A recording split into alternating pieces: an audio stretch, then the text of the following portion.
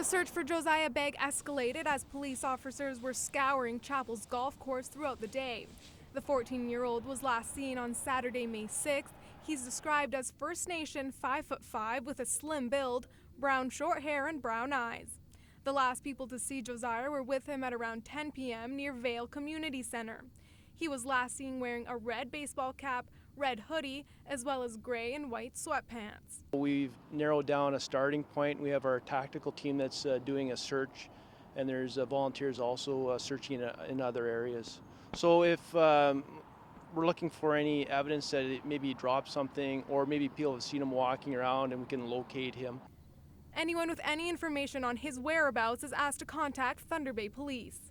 Meanwhile, questions are being raised about how police handled the search for Tammy Keeash, which ended in tragedy on Sunday.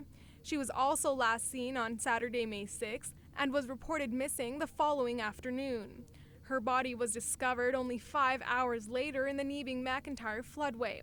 NAN Grand Chief Alvin Fiddler has criticized police for not issuing a missing persons media release as soon as it was reported.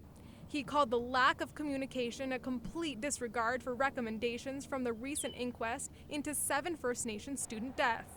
But Hughes defends their actions. When you see the media release come out, there's already been hours of investigation already done. So it's a 5-hour span from when the Guardian reported Tammy missing as to when her body was found. I don't believe there was a delay.